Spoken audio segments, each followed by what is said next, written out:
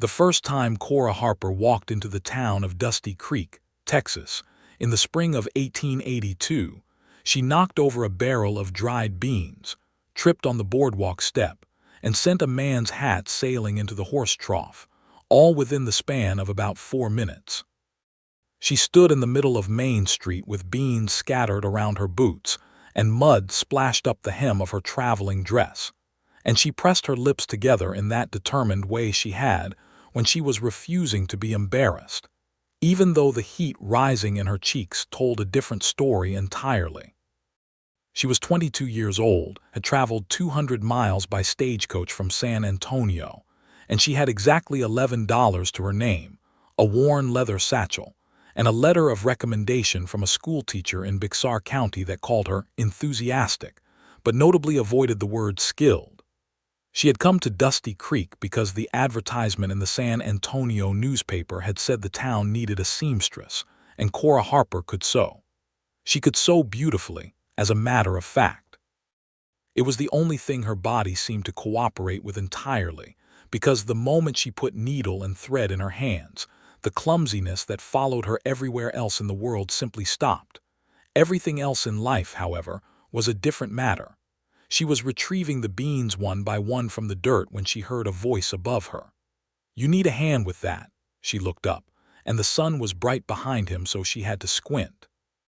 What she could make out was a tall man in a dusty brown hat, broad shoulders, and the kind of easy stance that came from years of being comfortable in his own skin. He was crouching down before she could answer, scooping beans back into the barrel with his bare hands, not making a fuss about it, not laughing, just helping. "Thank you," Cora said, joining him. "I am sorry about the hat." "The hat's had worse," the man said, and when she finally got a good look at his face, she found a square jaw with a few days of dark stubble, brown eyes that were warm and a little tired around the edges, and a mouth that looked like it was deciding whether or not it wanted to smile. He was somewhere around 28 or 29, she guessed. Ed Calhoun's hat, actually. He won't miss it for a minute. Ed dunks his own hat in that trough on hot days anyway. "That is a very charitable framing of what just happened," Cora said. Now the mouth went ahead and smiled. "Arthur Ford," he said, standing and offering her a hand. "Cora Harper." She took the hand and he pulled her to her feet with the casual ease of someone who spent his days doing things that required actual physical strength. "Do you live here, Mr. Ford?" "Outside of town. Got a cattle operation up along Red Rock Creek, about 4 miles north." He righted the barrel and pushed it back against the front of the general store. "You just arriving?" I am the new seamstress, I think.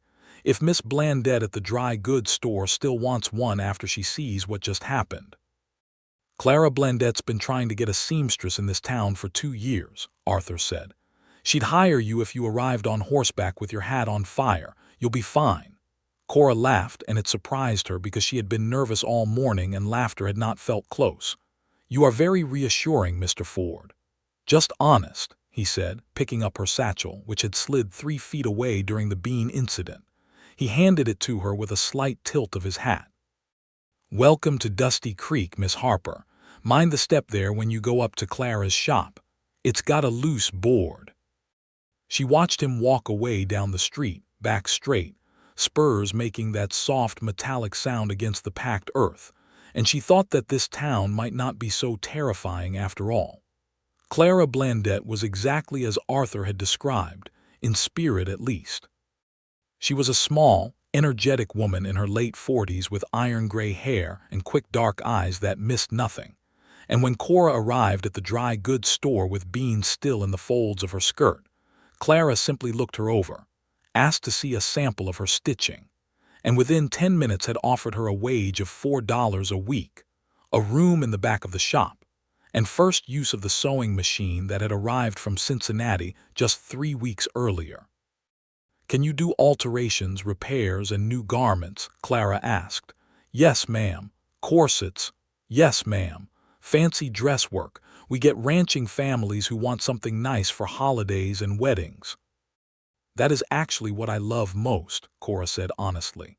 Clara slapped her hand on the counter. "Good. You start Monday. Today's Thursday, so you have the weekend to get settled. I'll introduce you around at the church social on Sunday. Half this town will want to shake your hand and the other half will want to measure you for something. Either way, you'll know everyone by Monday morning. The room in the back of the shop was small and smelled of cedar and old cotton, but it had a real window that looked out onto the alley and a proper iron bed frame and a hook on the wall for her clothes. And Cora stood in the middle of it and felt something she had not felt in a very long time, which was the tentative, careful beginning of belonging somewhere.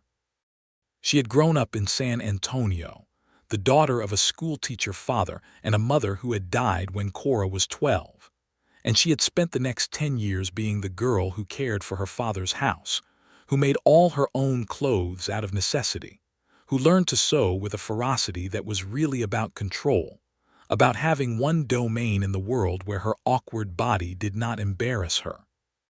Her father had remarried when she was 17, and her stepmother was not unkind but had made it very clear that the house did not need two women managing it.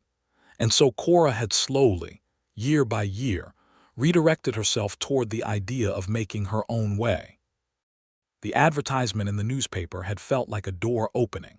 She had walked through it, beans and all. The church social on Sunday was held in the open field behind the small white church at the north end of Main Street, under cottonwood trees that were just beginning to show their spring leaves. Long tables had been set up with pies and biscuits and slow-roasted pork, and there was a fiddle player named Hector Reyes, who played so well that even the oldest members of the congregation tapped their feet. Clara Blandette was as good as her word, steering Cora around the gathering with the efficiency of a woman who had been managing social situations for decades. She met the doctor, Harlan Graves, a kind man of 60 who wore his coat too warm for the weather and had a laugh like a barrel rolling downhill. She met the sheriff, a quiet, serious man named Dale Parrish who shook her hand exactly once and said, "Good to have you," and then went back to standing at the edge of the field watching everyone with professional caution. She met the preacher and his wife and the schoolmaster, and the family who owned the hotel and approximately 40 others whose names she was going to have to hear at least 3 more times before they would stick. And then, across the field near the pie table, she saw Arthur Ford. He was talking to 2 other men and holding a piece of pie in one hand and gesturing with the other, and he was laughing at something one of them had said, a real laugh, head tilting back slightly, the kind that you couldn't manufacture. He had washed up since she'd seen him Thursday, his dark hair combed back under a clean hat, wearing a pale blue shirt that was pressed if not perfect, and Cora noticed without really meaning to that he was a very good-looking man when you had the chance to see him properly. He spotted her before she looked away, which was unfortunate, and he raised his pie-holding hand in a small wave. She waved back and then turned immediately to ask Clara anything, and Clara gave her a look that suggested the older woman had noticed the whole exchange and was filing it away for future reference. "Arthur Ford," Clara said, not as a question. "He was kind to me when I arrived on Thursday," Cora said. "He helped me with the beans." "He's a good man," Clara said, in the particular tone people use when they are saying something that means considerably more than the words. "Lost his father 2 years back. Runs the Ford ranch on his own now. That place needs some attention, Lord knows. His mother despaired of it even when she was alive, but he works that land like his life depends on it because it does. He doesn't have anyone to help him. He's got 2 ranch hands, Reuben and old Pete, but the house itself, well." Clara pressed her lips together in the expression of someone who had opinions she was choosing to present diplomatically. "Arthur Ford is better with cattle than with domestics. Let's leave it there." Arthur made his way over eventually, because the gathering was not so large that avoiding someone was possible, and he tipped his hat to Clara and then to Cora, and said he was glad she had found the shop all right. "The warning about the step was very useful," Cora said. "I only stumbled a little." "That's progress," he said, and there was that deciding to smile expression again, and then it landed. They ended up standing together at the edge of the cottonwood shade, and Cora was not sure how it happened exactly, except that Clara drifted away to speak to someone else and neither of them moved, and it became easier to talk to him than she had expected. He asked about San Antonio, and she told him about the city, and he asked what she thought of Dusty Creek so far, and she said it was smaller than she was used to but felt less lonely somehow, which surprised her as she said it because it was true. Why less lonely? He asked, and he was genuinely curious, not making conversation. In a city, people walk past each other without any reason to stop, she said. Here it seems like there's a reason to stop. Like Thursday, you stopped. You didn't have to. Beans on the ground and a woman kneeling in the dirt seemed like a pretty good reason to stop, he said. Most people would have kept walking. He looked at her for a moment and then looked out across the social gathering where Hector Reyes had started up a reel and 3 couples were dancing with varying degrees of coordination. I suppose, he said. I'm not most people. No, Cora agreed. I don't think you are. She attended church the following Sunday and the one after that, and the town of Dusty Creek began to take shape around her the way places do when you are part of them rather than passing through them. She learned which families were struggling and which were comfortable and which were somewhere between. She learned that the Navarro family on the South Road had 4 daughters who all needed new dresses for the summer, and that Mrs. Peabody, the hotel keeper's wife, had a standing order for corset repairs every 6 weeks and always brought Cora a piece of cake when she came in, which Cora found deeply touching. She learned that the general store owner, a taciturn man named Silas Webb, ran a fair operation but had a soft spot for hard candy that he kept under his counter and distributed to children when he thought no adults were watching. She also learned more about Arthur Ford, mostly from Clara and from the town itself, the way a place talks about its own. His father, James Ford, had come to Texas from Virginia in the 1850s and had built the ranch from nothing, running cattle through the hard years of the war and the harder years after. He had died in the winter of 1880 from a fever that took him in 2 weeks, and Arthur, who had been working the ranch alongside him since he was old enough to hold a rope, had simply kept going. There was a brother in Kansas, Clara said, but he had his own life and his own land, and Arthur did not talk about it much. The Ford Ranch had a solid reputation for good cattle and a less solid reputation for the state of its house, which Arthur himself seemed to acknowledge with a certain philosophical acceptance. The house. Clara mentioned it again. Hector Reyes mentioned it when he came in to have his festival shirt repaired. Even Sheriff Parrish, in one of his rare conversational moments, said something to the effect of Ford's a fine man, shame about the place. Cora grew curious. She saw Arthur most Sundays after church. He had a habit of stopping to check on Clara's stock of saddle thread and leather needles, he claimed. But Clara said to Cora privately that Arthur Ford had been buying saddle thread and leather needles from Silas Webb's general store for 10 years, and there was no earthly reason he would have switched, except for one that Clara left pointedly unnamed. Cora told Clara she was being fanciful. Clara smiled in the serene way of someone who knows they are right. It was in late April, about 6 weeks after her arrival, that Arthur came into the shop on a Tuesday afternoon, not a Sunday, which was different.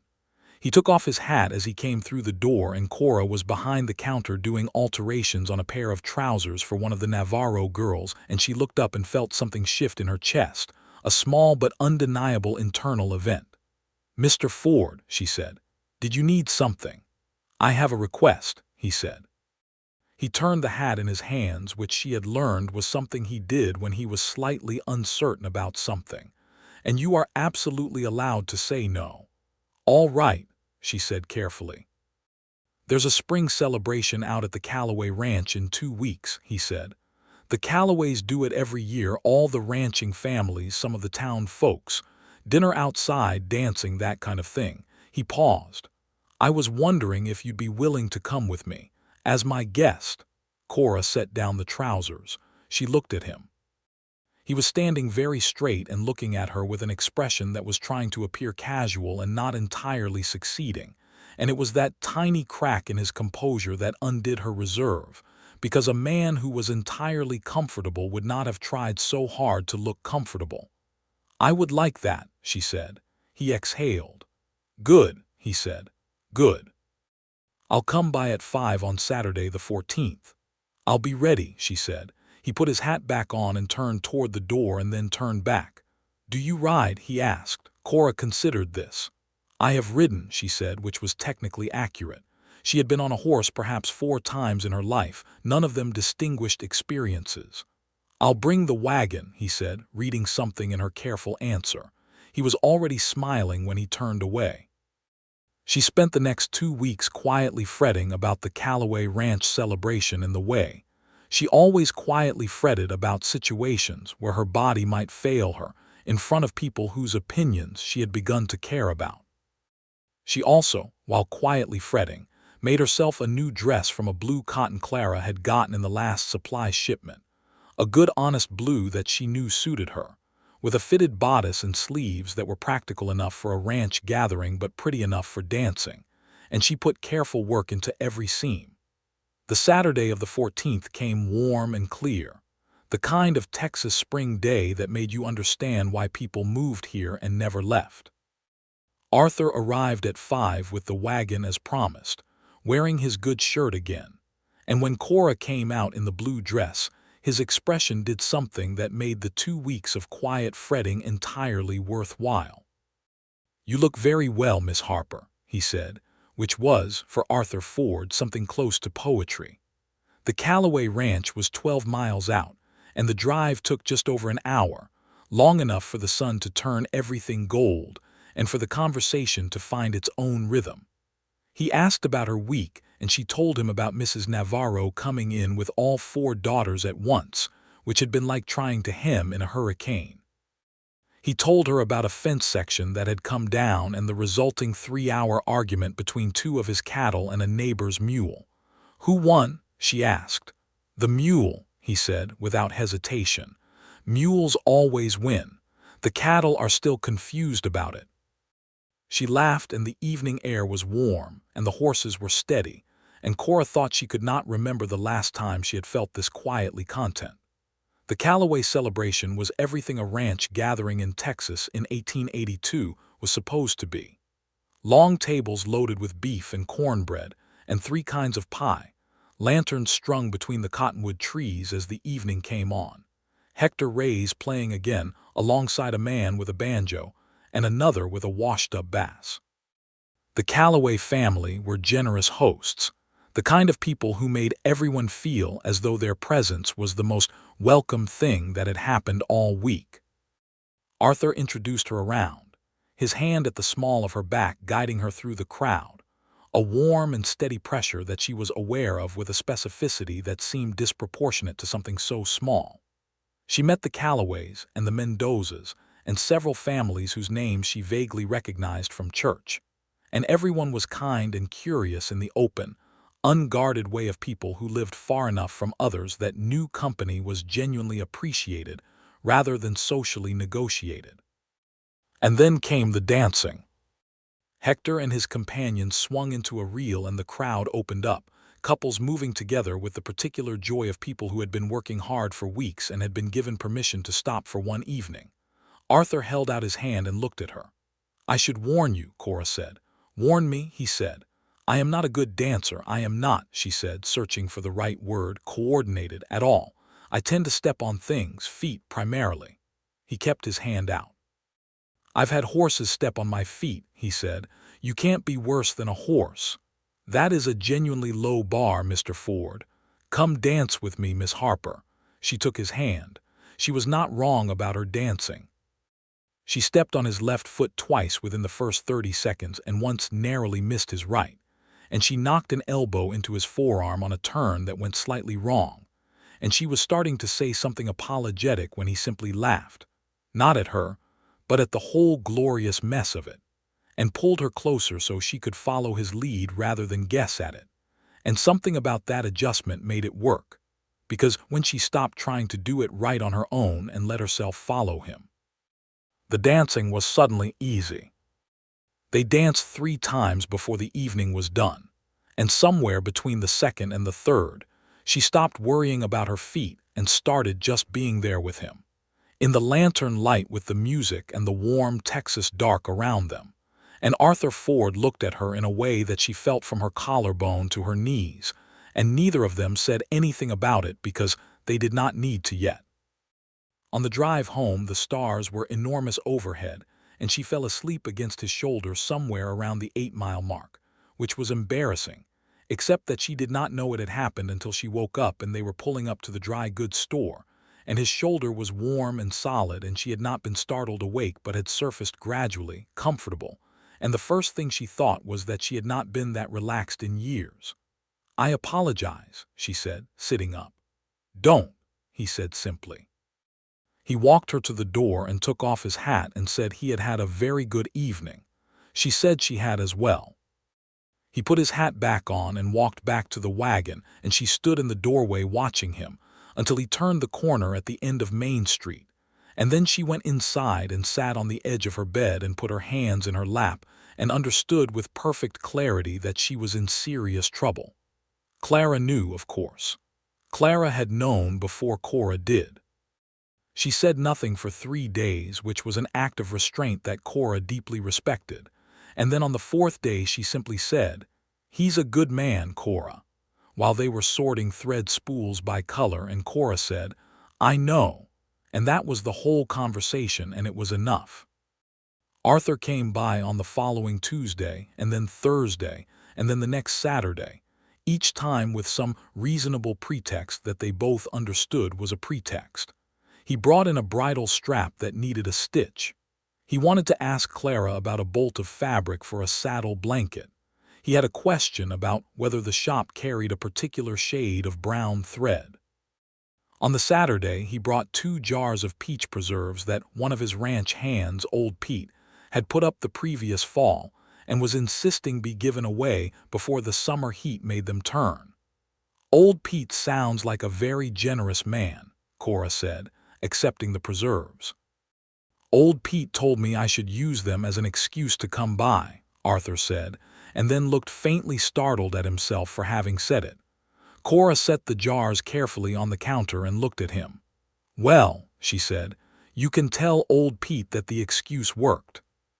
His jaw moved slightly, and the brown eyes warmed, and he said, "Good," and then asked if she wanted to take a walk with him along the creek that ran behind the church, and she said yes, and Clara called from behind the curtain that she could manage the shop for an hour. She had managed it for 30 years. The creek was shallow and clear, and ran through a break of cottonwoods that gave shade even in the midday heat. They walked along the bank without any particular destination, and the talk moved from one thing to another the way it does when 2 people have reached the point where silence between them does not require management. He told her about his father building the ranch, about the early years when there was barely enough to eat through winter, about his mother who had been a schoolteacher in Virginia and had read every book she could find and given her sons an education that had nothing to do with school. "She sounds like she was remarkable," Cora said. "She was the strongest person I have ever known," he said, and said it without any of the awkward self-consciousness with which people usually speak about their dead. He said it as fact, the way you say the sky is wide. "My mother died when I was 12, Cora said. "I still sometimes forget and think I should write her a letter." He was quiet for a moment. "I understand that," he said. They stopped near a bend in the creek where the water moved over some flat stones and made a small, persistent sound. A mockingbird was demonstrating its complete repertoire somewhere in the cottonwoods above them. Arthur picked up a flat stone and sent it skipping across the water 4 or 5 jumps, and Cora picked one up and tried it, and it went straight to the bottom on the first bounce. "I told you," she said, "coordination is not my gift." "What is your gift?" he asked genuinely. "Sewing," she said without hesitation. "When I'm sewing, it's the only time I feel entirely competent, like my hands know what to do without me having to tell them." "I feel that way about the land," he said. "I know what the cattle need before they show me. I know when the weather's going to turn. I know which section of fence is going to fail before it does. I don't know how, I just do." "That's not nothing," she said. "Neither is yours," he said. She looked at him, and he was looking at the creek, and the afternoon light came through the cottonwood leaves and moved across his face in patterns, and she thought he was the most grounded person she had ever met, in the precise sense of the word, rooted in the earth he worked, solid in a way that had nothing to do with stubbornness and everything to do with knowing exactly where he stood. "Can I ask you something?" she said. "Yes. Everyone in town mentions your house," she said. "Even people who have never been inside it seem to know it is in a state of some particular disaster. What does that mean, exactly?" He laughed, and it was a full laugh surprised out of him. "My house," he said, "is a mess. Has been since my mother died. I'm good at the ranch work and terrible at everything else. The dishes get done when they need to be. The floor gets swept when someone's coming. The windows, I honestly cannot remember the last time. There are bridle parts on the kitchen table and rope hanging from the chair backs, and probably a boot that I have been looking for since February. Just the one boot. I found the other one. It was in the woodpile. I still don't know how." "Your mother must have been very patient," Cora said. "My mother threatened to tie me to the porch and teach me domestic management by force," Arthur said fondly. "She never followed through. She should have." Cora looked out at the creek. "I am told I am clumsy," she said, "and graceless. I have been told this most of my life. I tend to confirm the assessment on a regular basis. Beans, hat in the trough, stepping on your feet twice in a reel, the stone just now." He turned to look at her, and she kept her eyes on the water, not from shyness, because she was past that with him in some fundamental way, but because she wanted to say the rest of it. "The point being, I am not sure I would be much use in terms of keeping a house looking presentable. I have knocked things over in my own small room in Clara's shop 4 times this week. A cup of water, 2 spools of thread, and a candlestick. The candlestick worries me," he said. "It was not lit," she said. "I want to be clear about that." He was quiet for a moment, looking at her, and she finally looked back at him, and his expression was open and warm, and he said, "Good. My house is already a mess." She stared at him.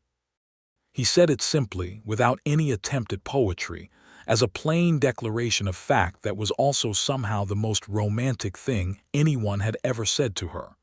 "Good. My house is already a mess." As though her imperfection did not need apologizing for because it required no apology.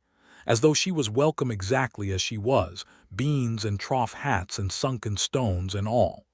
"Arthur Ford," she said, because she needed to say something and his name seemed like the right place to start. "Yes," he said. "You are the strangest and best man I have met in a very long time," she said. "Strange and best," he said. "I'll take it."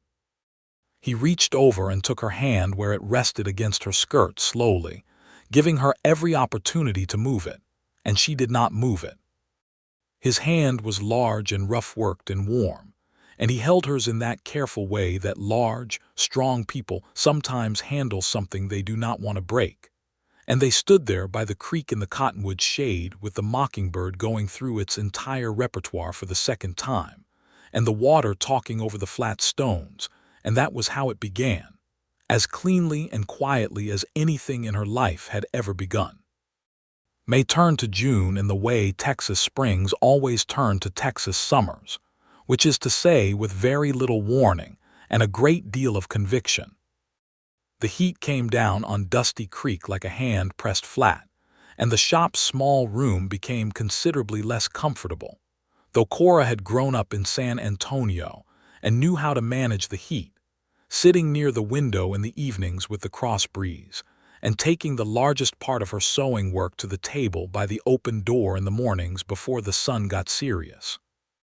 Arthur came every Tuesday and Thursday and Saturday without fail, and on Sundays they walked after church, and slowly, in the way of 2 people who are both by nature somewhat careful with themselves, they moved closer.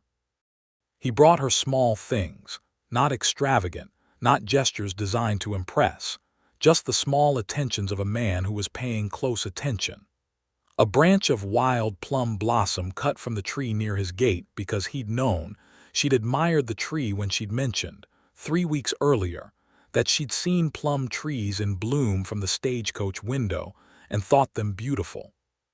A piece of fossilized wood he'd found in the creek bed, smooth and heavy, because she'd said she liked the way things that had survived a long time felt solid in your hands. "You remember everything I say," she said, turning the fossilized wood over in her fingers. "I remember the things that matter," he said. She made him a new shirt, a dark blue-green cotton that she had matched to his eyes, though she would have rather pulled her own hair than admit that to his face. She said it was because she had the fabric and the time, and he was always wearing the same two things, and it was embarrassing her professionally. He looked at her for a long moment and said thank you, and wore the shirt every Sunday. In June, she first saw the ranch house. They had been walking along the road that led north from town, a Sunday evening walk they had fallen into as a habit, when he said the ranch turnoff was just ahead, and he'd been meaning to show her the place for a while, if she wanted to see it. She said she did, and they turned up the dirt track between two lines of post oak and came out into the yard of the Ford Ranch. The house itself was a modest structure, a good solid frame built by hands that knew what they were doing, with a long porch across the front and 2 windows on either side of the door and a lean-to-kitchen addition on the back.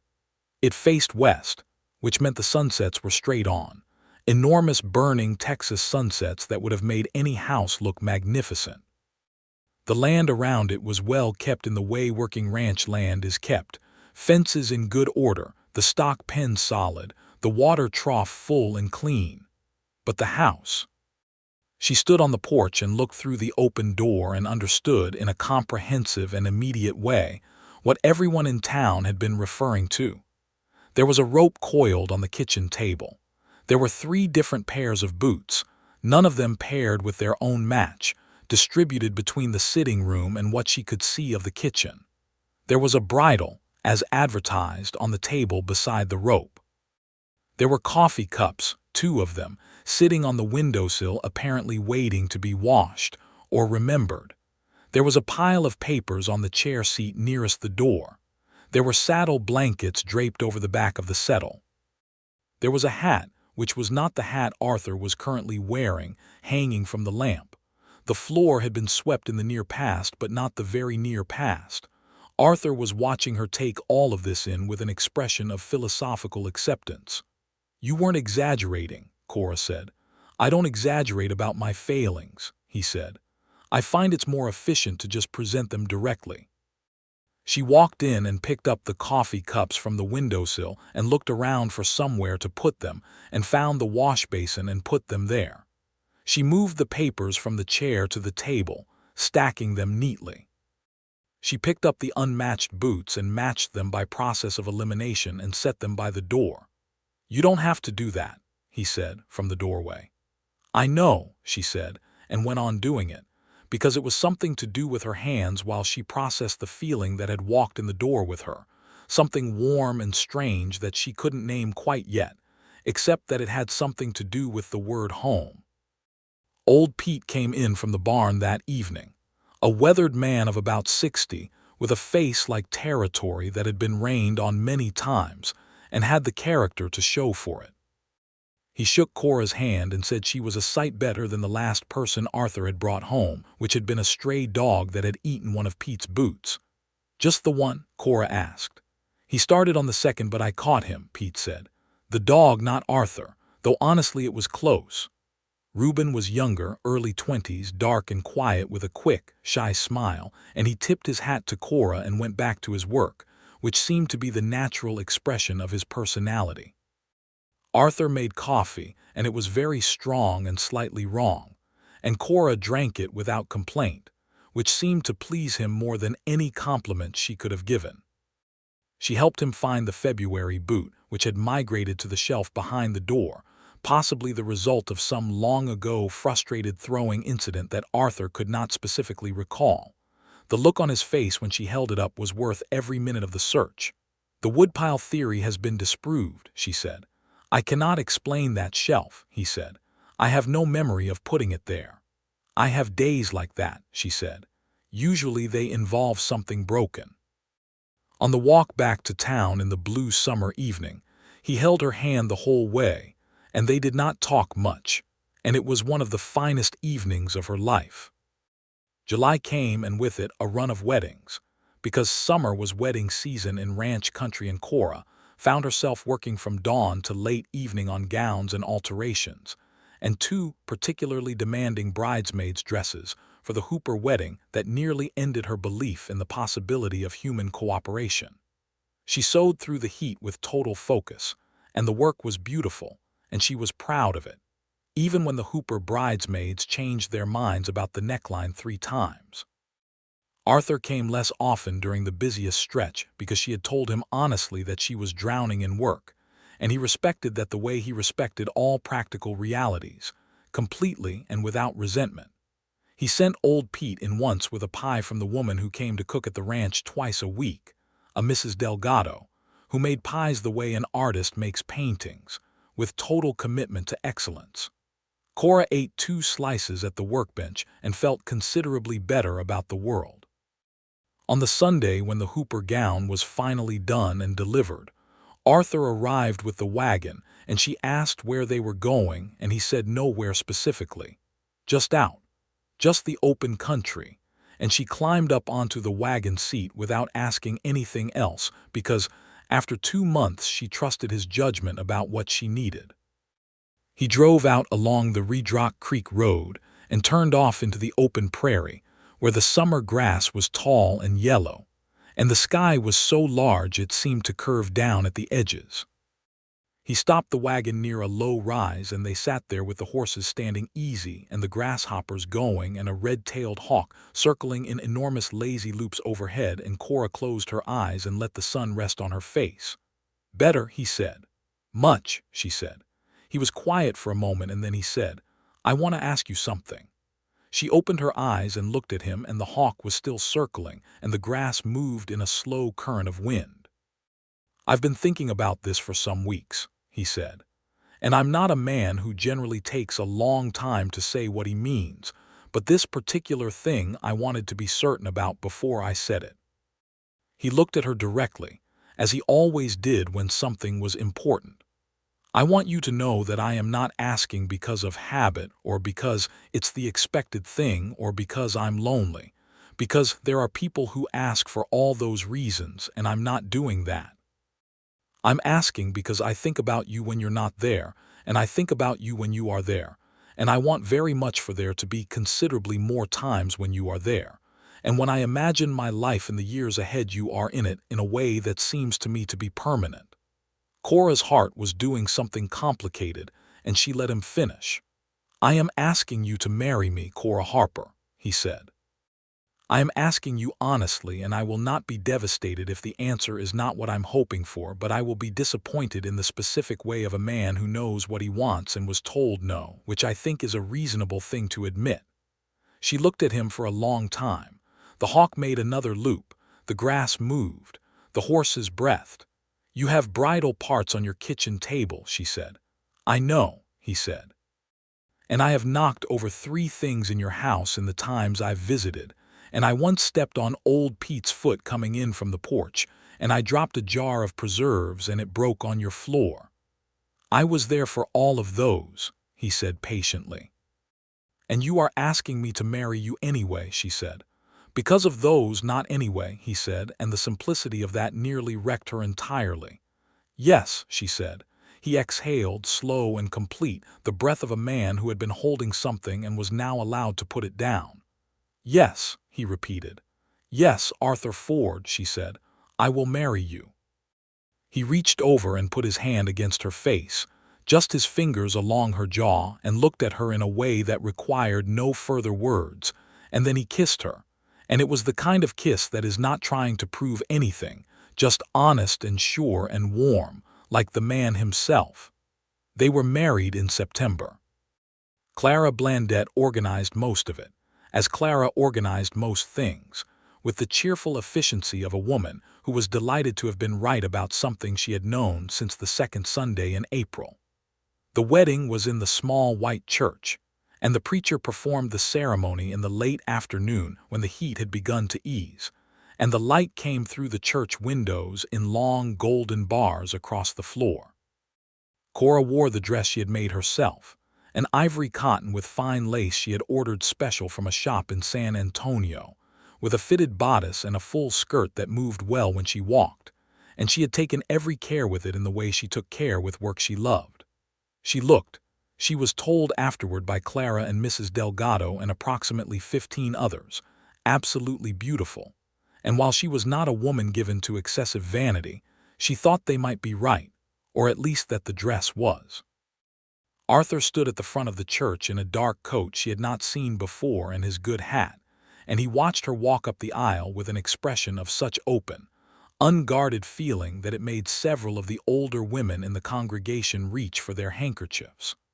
Old Pete, who was in the third row and had sworn he would not be sentimental about anything, was quietly very sentimental. The vows, they said, were the traditional ones, but they meant them with the precision of two people who had thought carefully about what they were agreeing to. And when the preacher said the words and Arthur put the ring on her finger, a plain gold band he had ridden to the next town over to have made by a silversmith, she looked up at him and thought this was the bravest thing she had ever done, and also the most certain. The celebration afterward was in the yard of the general store, which Sela's Webb had decorated with paper lanterns, because Sela's, beneath the taciturn exterior, was a closet romantic who had been rooting for this particular outcome since June. Hector Reyes played, and the whole town came, and they danced until the lanterns burned low. Arthur danced with her, and she stepped on his foot exactly once, and he pulled her closer and said, 1 out of 3, and she laughed into his shoulder and thought that was probably the best ratio she had ever achieved. They drove home to the ranch under the September stars, and when he carried her across the threshold of the farmhouse, which he did not have to do but did, she looked around at the familiar state of comfortable disorder and felt the word settle completely into her bones. Home. She moved her things from Clara's shop room to the ranch over the following week, which was not a large undertaking given that her possessions were modest, but which felt enormously significant. She brought her sewing box and her thread cabinet, and the bolt of fabric Clara gave her as a wedding gift with instructions to make something wonderful with it. And she set her things in the bedroom and arranged them on the shelf he had cleared for her, and felt the room become different simply by her presence in it. She kept her work with Clara. That had been agreed before the wedding, because the income was useful to them both, and because Cora loved her work and Arthur had no interest in asking her to stop something she loved, and because Clara would have been insufferable without her at this point, and they both knew it. Cora rode into town 3 mornings a week on the gentlest horse in Arthur's stock, a patient brown mare named Agnes whom Cora had gradually come to trust, and who seemed to view Cora's irregular horsemanship with calm acceptance. The ranch house was a project she approached with affection rather than urgency. She had told him his house was already a mess and she had meant it, but she also meant that a mess was not a life sentence. And over the months following the wedding she addressed it in the slow, steady way you address something that you actually intend to improve rather than simply fix once and leave. She moved the bridal parts off the kitchen table and gave them a designated place in the lean-to, which Arthur agreed was reasonable and used about 60% of the time, which she considered a significant improvement. She made curtains for the windows from the fabric Clara had given her, a warm amber cotton that caught the afternoon light and made the sitting room look entirely different. She organized the boots. It became a small domestic comedy between them, the boots. He lost them and she found them, in increasingly inexplicable locations. She found one in the water bucket by the porch, which neither of them could account for. She found one hanging from a fence post in the yard, which turned out to have been placed there by old Pete as a marker for a fence line measurement and subsequently forgotten. She found a pair in the lean-to on top of a pile of saddle blankets, and this at least had a logical explanation, which was that Arthur had left them there while working on the saddle and then forgotten, which he acknowledged freely. "You should have a system," she told him. "I have a system," he said. "I put them where I am when I take them off." "That is not a system," she said. "That is a description of chaos." "Chaos has a system," he said, with the particular serene confidence of a man who has held this position for 30 years and has not been persuaded otherwise. She bought him a boot rack from the general store, a simple wooden thing that Silas Webb had ordered in from a catalog. She put it by the back door. For 3 days Arthur did not notice it. On the 4th day he used it, apparently spontaneously, and both boots were in their correct positions on the rack every morning for the next week. She said nothing about it. He said nothing about it. It continued. The marriage was, in the truest sense, a good one.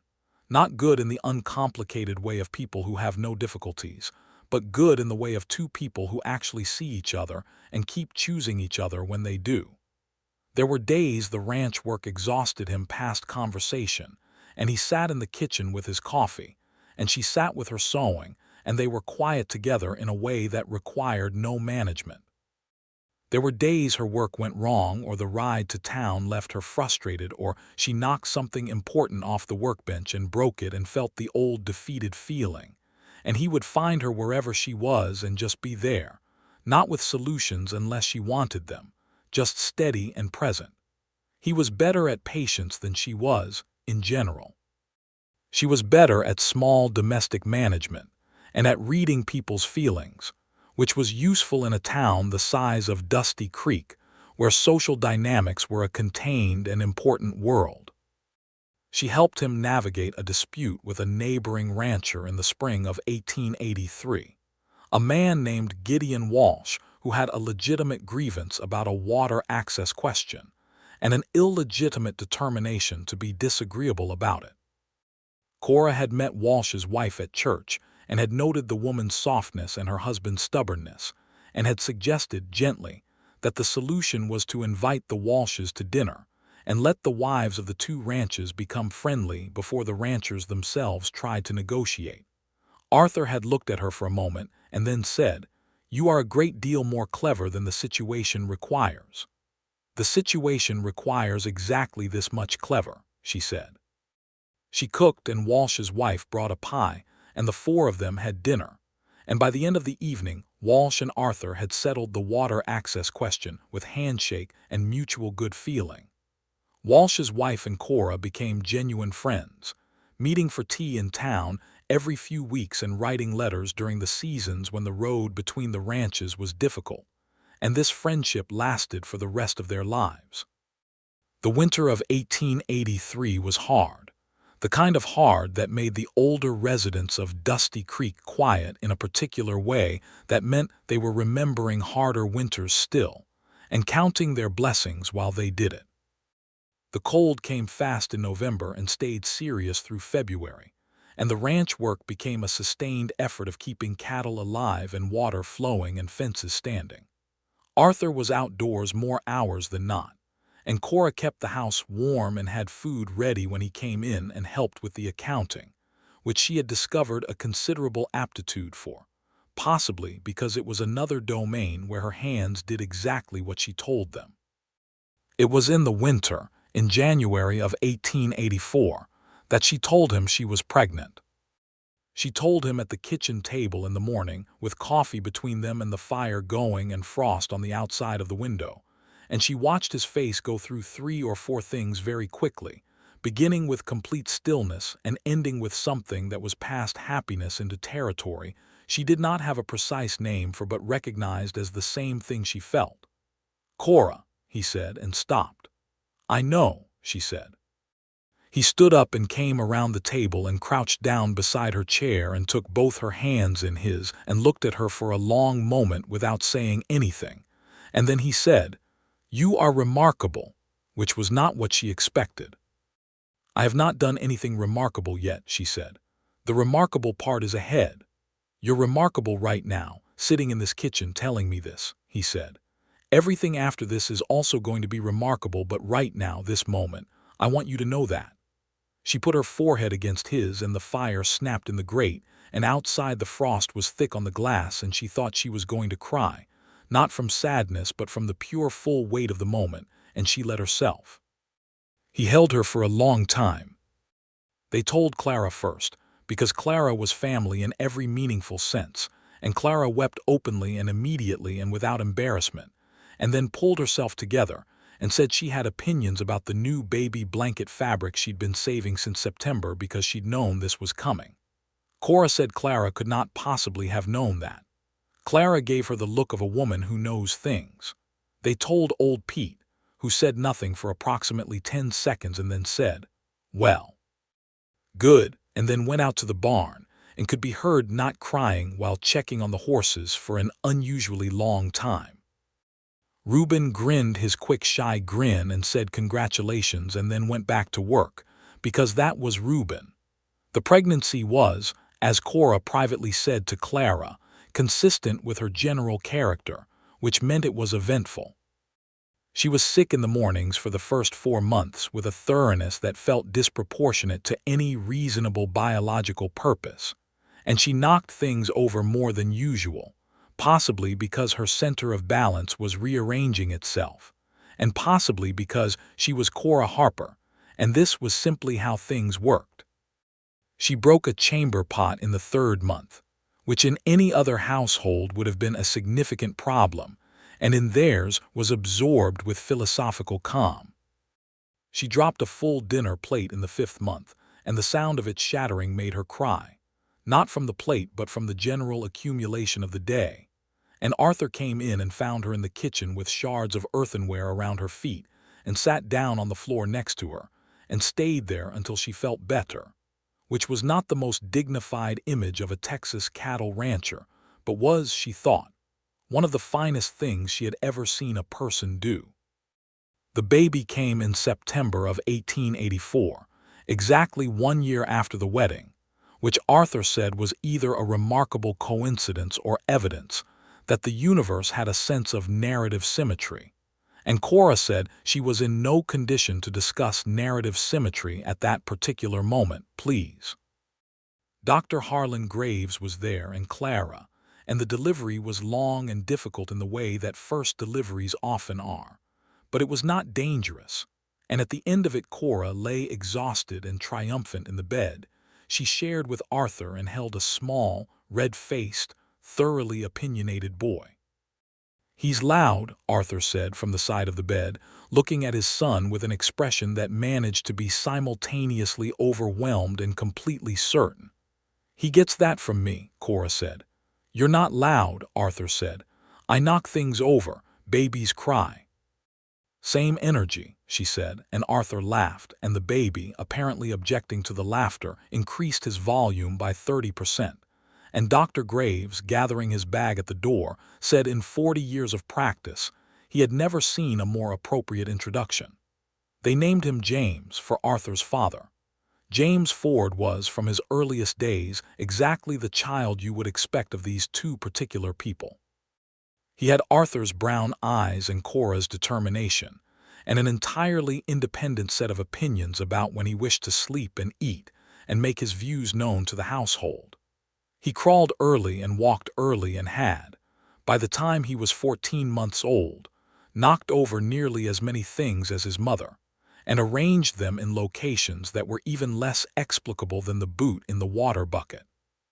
"He's yours," Arthur told Cora, watching their son navigate across the kitchen floor by a combination of walking and falling and apparent unconcern about the falling portion. "He is absolutely yours," Cora said firmly. "Look at that determined walk. That is your walk." "My walk does not involve that much falling." "It did when you were 14 months old," she said. "You just don't remember." He couldn't argue with that, and he knew better than to try. The years settled into a rhythm that was ordinary in its external shape but rich in its interior, the way good lives are. Cora's sewing work grew as the town grew, because Dusty Creek was expanding in those years, the railroad spur that had been rumored for 3 years finally arriving in 1885, and bringing with it new families and new commerce, and new reasons for women to want their dresses to look well at community gatherings. She took on a young woman named Louisa Reyes, Hector's niece, as an assistant, and taught her to sew with the same fierce, careful attention that had been given to teaching herself. And Louisa turned out to have a gift for it that was a genuine joy to watch develop. Arthur's ranch grew steadily, not dramatically, because he was not a dramatic man and was suspicious of rapid growth the way any experienced cattleman was, but with the solid consistency of well-managed land and good stock choices and decades of accumulated knowledge. He hired a third ranch hand in 1886, a young man named Santiago Mora, who came from a family that had been ranching in Texas since before it was Texas, and whose knowledge of the land and the cattle was such that Arthur said learning to work with Santiago was like finding out there were 10 more things to know about a subject you'd been studying for 30 years. James grew. He was 4, then 5, then 6, and he was a good child in the way that good children are, which means imperfectly and enthusiastically and with total commitment to the present moment.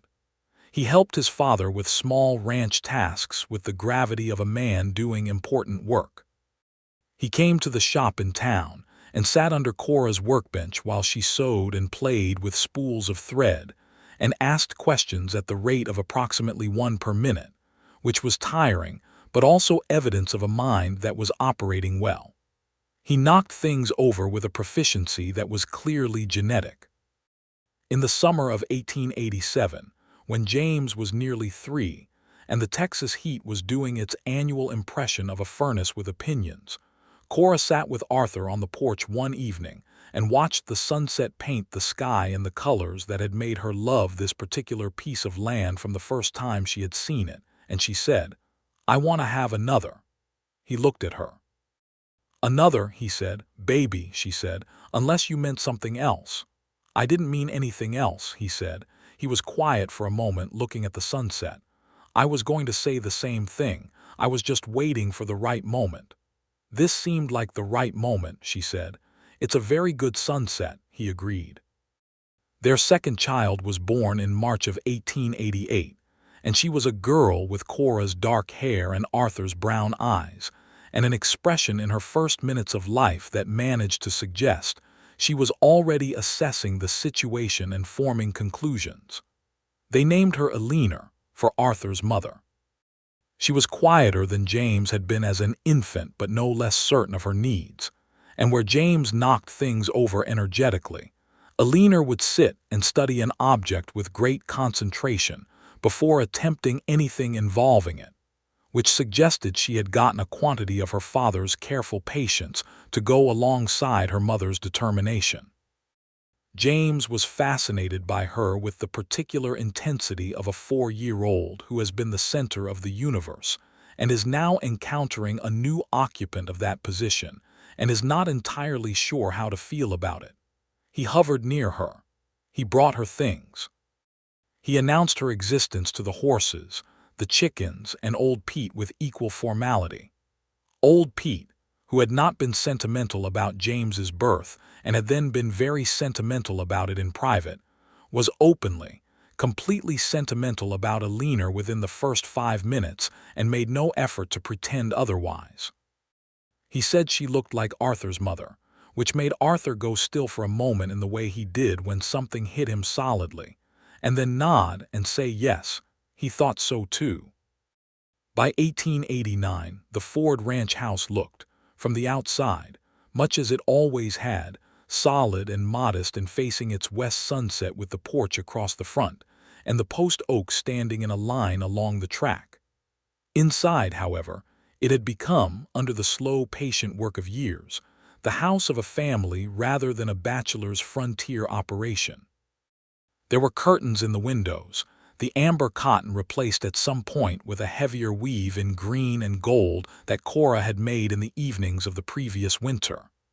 There was a proper dining table, the old one still there, but expanded with an additional leaf Arthur had cut himself over 3 weekends. There were children's drawings on the wall near the kitchen, pinned with the meticulous care with which children expect their work to be honored. There was a rag rug in front of the fire that Cora had made from cut-up old shirts, Arthur's old shirts, the ones too worn for mending. Their colors blended into something that was soft and warm and entirely theirs. The bridal part still occasionally appeared on the kitchen table. This had been accepted as a fundamental feature of the landscape, rather than a problem to be solved.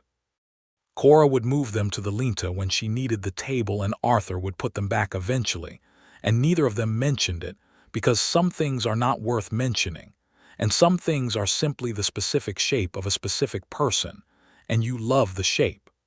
The boot rack by the back door was still in use, 7 years on, and this was the domestic achievement Arthur was most quietly proud of, though he would not have admitted that to anyone. Clara Blandette, who had been unwell through the fall of 1889, came to stay at the ranch for 3 weeks in December of that year, because Cora had insisted and Clara had made a show of resisting, and then accepted with the ease of someone who had been waiting to be asked. She sat in the kitchen and held Alina on her lap and watched James show her his collection of interesting rocks with the patronizing pride of an elder relative, and she told Cora in the evenings that she was very content, that she had not expected to be this content, and that she was glad she had given Cora that room in the back of the shop 7 years ago. "You saved me, in a way," Cora said, "hiring me." "You saved yourself," Clara said precisely. "I just gave you a room and some thread." "And introduced me to half the town in one afternoon," Cora said. "That too," Clara said with satisfaction. Clara recovered her health well enough in the new year and went back to running her shop with the same irresistible efficiency, and the subject of her retirement came up occasionally and was dismissed by Clara with equal efficiency. She ran the dry goods store until 1892, when she finally sold it to Louisa Reyes and her husband, which Clara said was the only acceptable outcome she could envision, and retired to a small house on the east end of Main Street, where she could still see the store's sign from her window, which seemed to be important. The town of Dusty Creek continued to grow in those years, the railroad bringing in not just new families but new complexities, the kind that came with growth. There were arguments about land and water rights, as there always were in Texas, and there were the injustices that had always been present in the territory, and that the growth brought into sharper view, the ways that Mexican families who had been in Texas for generations found their land titles contested, the ways that the law moved slowly and selectively, the ways that belonging was unevenly distributed even in a place where everyone was working the same red earth under the same enormous sky. Arthur and Cora talked about these things at the kitchen table, because these things were part of the world they lived in, and refusing to see them was its own kind of dishonesty. Santiago Mora's family had navigated these injustices for 30 years, and Santiago himself spoke about them with a quiet precision that Arthur listened to with the full attention he gave to things that were true and important, and he used what influence he had as a landowner to make himself useful in the small specific ways that were available to him. He was not a man who was going to change the shape of history, he told Cora once, but he could refuse to profit from another man's loss, and he could stand in front of someone who needed a fair witness, and he could be, in his particular corner of the world, the kind of man that made that corner a little more honest. Cora thought this was the right way to understand it, and she said so, and they went on. The children grew as children do, constantly and faster than any parent is prepared for. James at 8 was serious about ranch work and excellent at it, had his father's instincts for the land and the cattle, and was additionally developing, to everyone's delight, an aptitude for mathematics that his mother said must have skipped a generation, since she had always been terrible at figures before discovering bookkeeping, and Arthur said his own mother had been excellent at figures, so perhaps it had not skipped at all. James did not knock things over as much as he had as a toddler. He had grown into his own body with the kind of determined physical competence that suggested he had simply decided at some point that being clumsy was not going to be his permanent state, and had set about correcting it, which was not a solution available to everyone but suited him very well. Eleanor at 6 was her own particular country, the way some children simply are. She was observant with the patience of her father and decisive with the certainty of her mother, and she had a way of saying true things in a clear, flat voice that made adults stop and look at each other. She had also inherited, to a modest but definite degree, her mother's physical difficulty with the world, and knocked things off shelves at a rate that Cora found both exasperating and deeply sympathetic, and handled each incident with a philosophical shrug that suggested she had already made her peace with it. "She gets it from you," Arthur told Cora, watching Eleanor survey the wreckage of a tin cup that had encountered the edge of the porch railing with a decisive clang. "She gets it from the universe," Cora said. "The universe has it in for our crockery." "We have very little crockery left," he said. "We have enough," she said. "We've always had enough." He put his arm around her on the porch in the late afternoon, and the sun was going west the way it always went, enormous and unhurried. And the ranch was quiet except for the sounds it was always making, cattle and horses and the wind in the post oaks and the distant particular industry of Old Pete in the barn. Old Pete died in the winter of 1890, peacefully in his sleep, which was what everyone hoped for him and what he deserved, and Arthur sat with him at the end, and the whole ranch felt different in the days that followed, smaller and quieter, until gradually it found its new shape without him, the way places do. They buried him on the ridge above the ranch where he had liked to sit in the evenings, and the headstone was plain as he would have wanted, just his name and the dates and the word faithful, which was the truest word for him. Reuben had married in 1887, a woman named Ada, a quiet, steady person who matched him well, and they had a house on the edge of the town and 2 children who were roughly the ages of James and Eleanor, and who played together on Sundays after church in the open field behind the building, in a noise and chaos that all 4 parents pretended to find exhausting and secretly found delightful. Santiago had his own family on the South Road, and the Ford Ranch had become, over the years, a kind of network of families whose lives were interwoven with the work and the land, which was the right shape for a ranching operation in those years. In the spring of 1891, Cora made a dress for Eleanor that was the finest small dress she had ever made, a deep rose cotton with white eyelet at the collar and cuffs, for Eleanor's school performance at the end of the spring term. She made it in the evenings while the children were asleep and Arthur was doing his accounts at the kitchen table, the lamp between them, and he would look up occasionally and watch her work with the same expression he had always had watching her sew, which was the specific look of a person watching someone do something they love entirely, with their whole self, and appreciating the beauty of it independent of the thing being made. "You still love it," he said once. "The sewing," she glanced up. "Always." "More now than when I started, I think." "Why more?" She considered this. "Because now I'm making things for people I love," she said. "When I started, I was making things for strangers." "That's fine, there's real satisfaction in it. But this," she held up the half-finished rose dress, "this is Eleanor's. I know exactly where this dress is going and exactly who is going to wear it, and that changes everything." He smiled at her across the table in the lamplight and went back to his accounts, and she went back to her work, and outside the Texas night was full of stars, and the 2 of them were exactly where they were supposed to be. Cora turned 31 that year, and Arthur threw her a party of sorts, which was not his natural element but which he managed with the help of Clara and Ada and Mrs.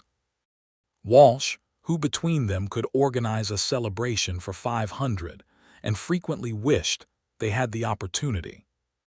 Half the town came out to the ranch on a Saturday afternoon in the early fall when the heat had finally begun to relent, and the light had that particular amber quality that the Texas fall carried, and there were tables in the yard with food and Hector Rays playing. because Hector Reyes played at every significant occasion in Dusty Creek, and had been doing so for 20 years without apparent diminishment of either his enthusiasm or his talent. Arthur gave her a gift, which he presented with the self-conscious clarity of a man who is not comfortable with ceremony, and is doing it anyway because some things matter enough to be slightly uncomfortable about.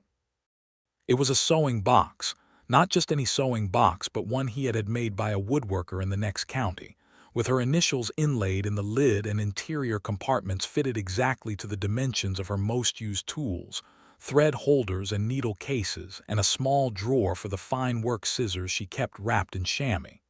She held it and said nothing for a moment. "Cora," he said, uncertain. She looked up at him. "This is the best present I have ever received," she said, entirely sincerely. "Better than the fossilized wood," he said, and the old warm teasing in his voice was something she knew as well as her own heartbeat. "That was a very good piece of wood," she said. "This edges it out." He laughed, and she stood up and put her arms around him right there in front of half the town, and held on, and he held her back, and Clara and Ada and Mrs. Walsh and approximately 40 others witnessed this without surprise but with considerable satisfaction. James took an interest in the accounting side of the ranch in his early teens, which Arthur had not expected, and which Cora found entirely logical, and began keeping the books with a precision that Arthur freely admitted was better than his own. This freed Arthur for the work he was best at, which was the land and the cattle, and the ranch ran more efficiently in James's first year of involvement than it had in the previous 5, which Arthur told James with the direct pride of a father who does not see the point of pretending otherwise. Eleanor, who was 7 in 1891, had decided that she was going to be a doctor. She announced this to Dr. Graves during one of his visits to the ranch to check on a hand who had taken a bad fall from a horse, and Graves looked at her for a long moment, and then said that as far as he was concerned that was an excellent ambition, and would she like to watch him set the hand's sprained wrist? And Eleanor said yes with the calm that had always been her most recognizable feature, and stood at Dr. Graves's elbow while he worked and asked 3 intelligent questions that Graves answered with the focused attention he gave to questions that deserved it.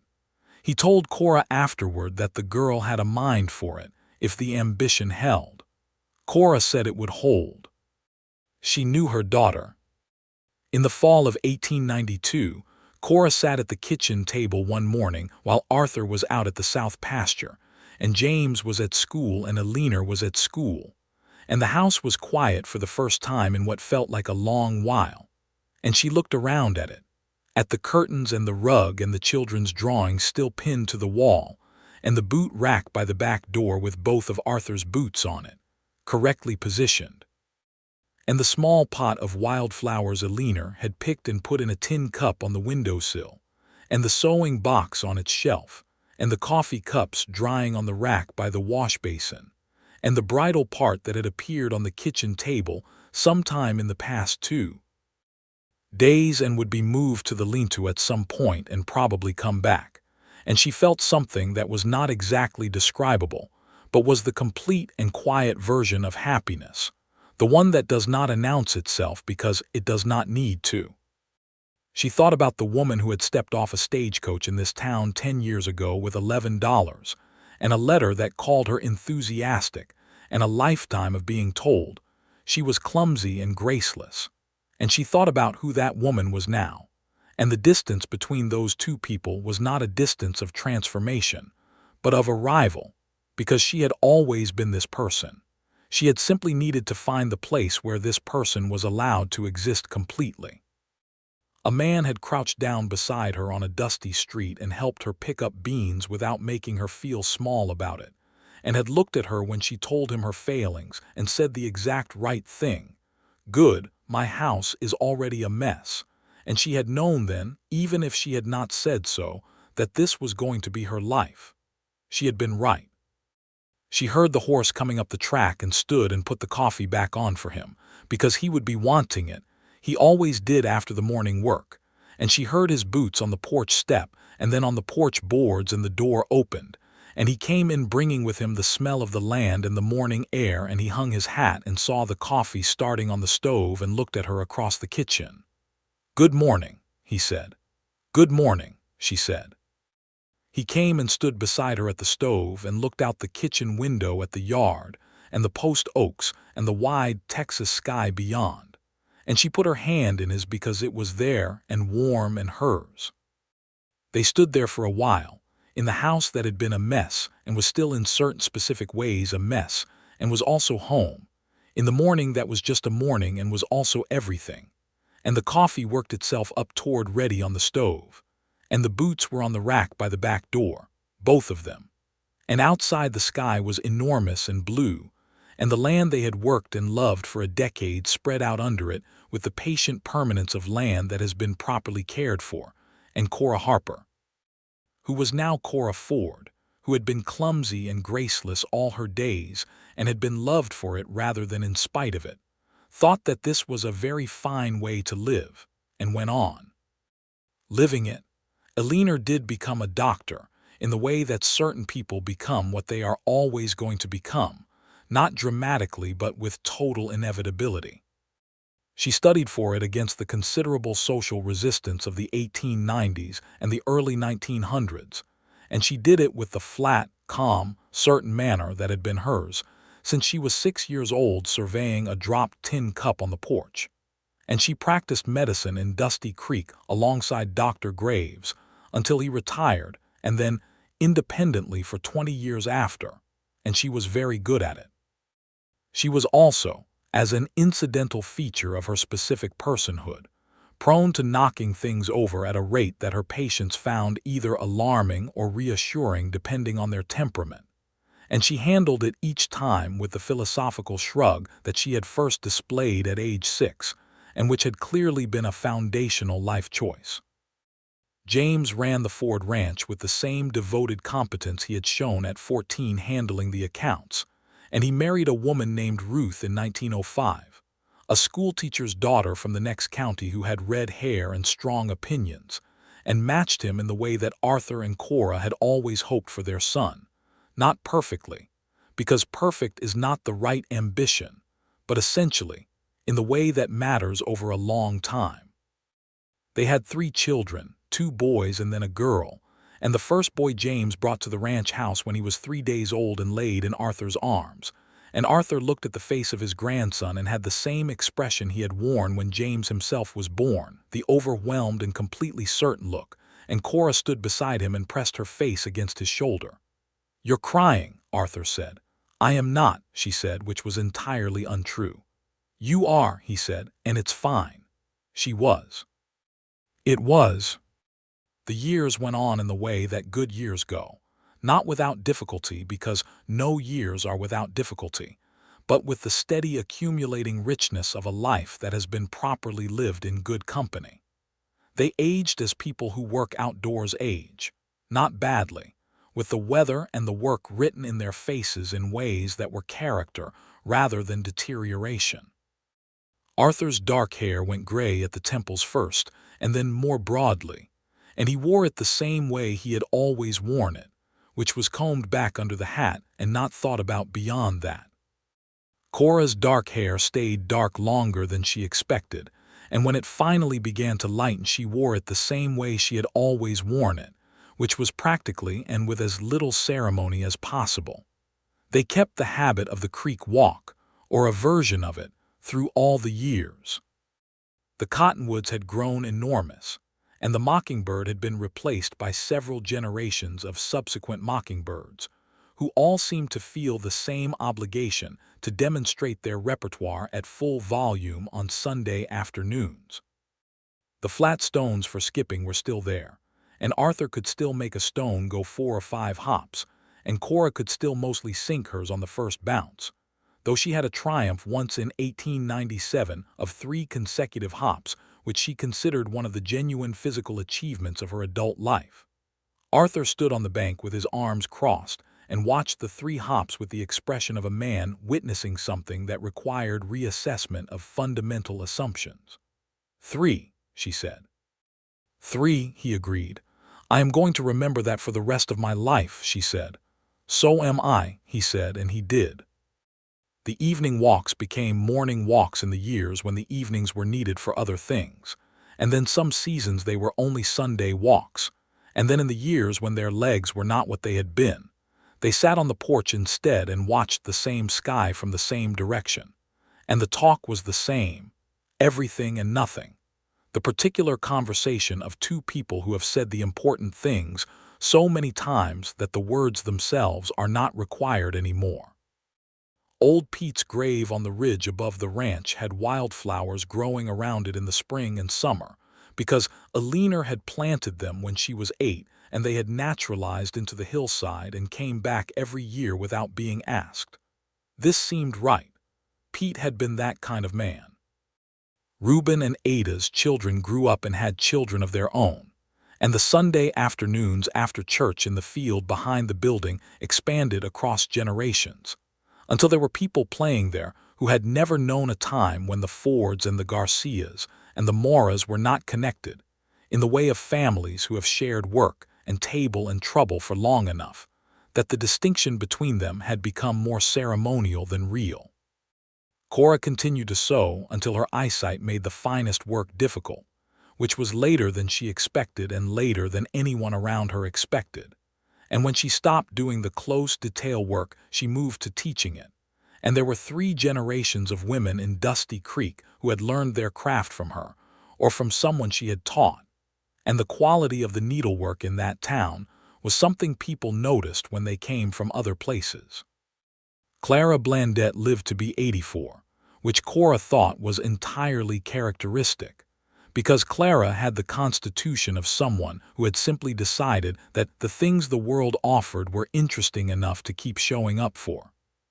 She died in the winter and was buried next to her husband, a man who had died before Cora came to Dusty Creek, and whom she had never known except through Clara's occasional fond and acerbic mentions.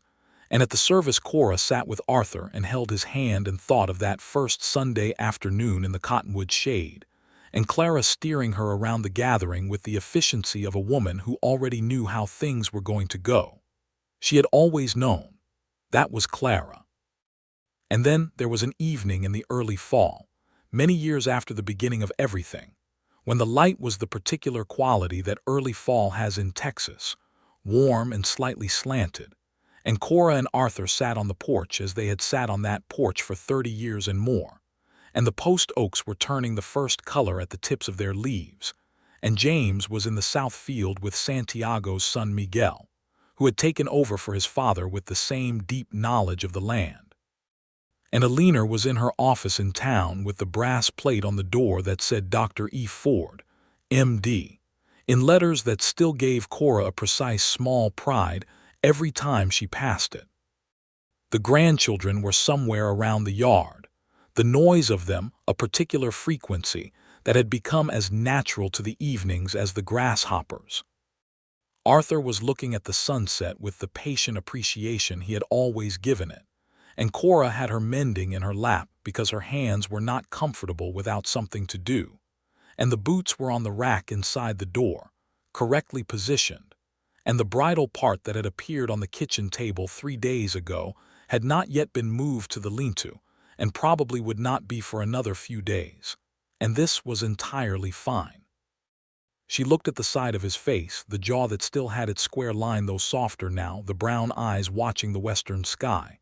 "Arthur," she said. He said, "That first day," she said, "when you helped me with the beans." He turned to look at her. "Yes. Did you know then?" she asked. "Or did it happen later?" He considered this with the seriousness he gave to honest questions. "I knew something," he said. "I didn't know what to call it, but I knew I didn't want you to stop talking to me." "I didn't want you to stop talking to me either," she said. "You didn't say so." "I had beans to think about," she said.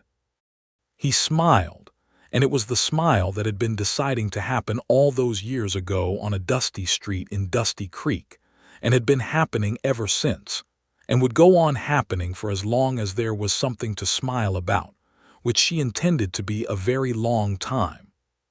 She looked back at the sunset, and then at her mending, the needle finding the thread without her thinking about it the way her hands had always known to do, the one reliable grace in a life of cheerful gracelessness.